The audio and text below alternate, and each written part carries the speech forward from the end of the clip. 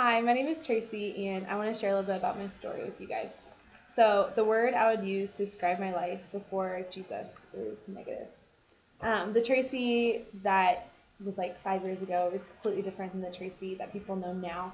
I used to be really negative, and I used to not be very happy, and I just really didn't enjoy life that much, I guess.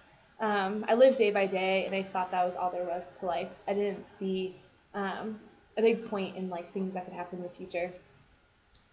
I found myself like looking for hope and happiness from people and things, but nothing lasted very long. Everything just let me down. From my past, it was like I was taught that deep, meaningful relationships just didn't exist. And people didn't want to know the real me. And so I never let people see the real me. I thought that relationships had to be on the surface, and I didn't know people actually wanted to know the Tracy deep down inside.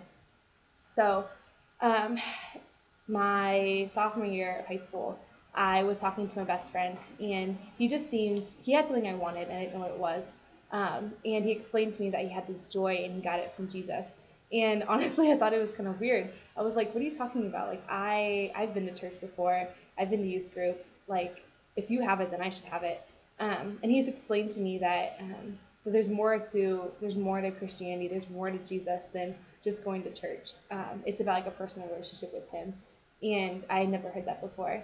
Um, he explained to me and answered all my questions that I had.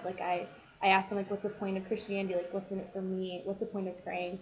And he had just such an awesome answer to all of them. And the way he answered everything, I knew that he had something that I wanted.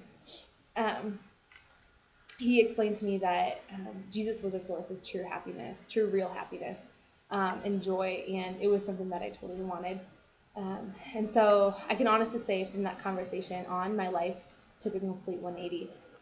Even just the next day, I was a different person, and I found myself like not being like bound by negativity and not being unhappy with the world, and just finding so much more hope and joy in the world. I wish I could say that from that day on, my life has been perfect, but I've come to realize that God doesn't promise that.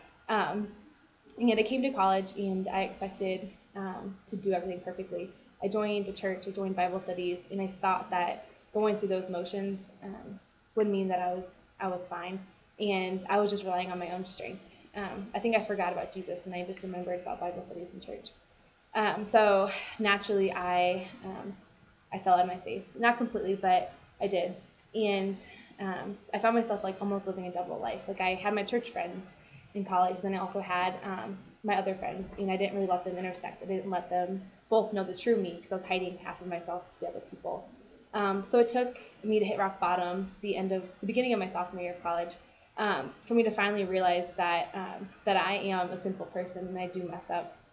And the beautiful thing is that God uses my crappiness and my stubbornness to draw me closer to Him.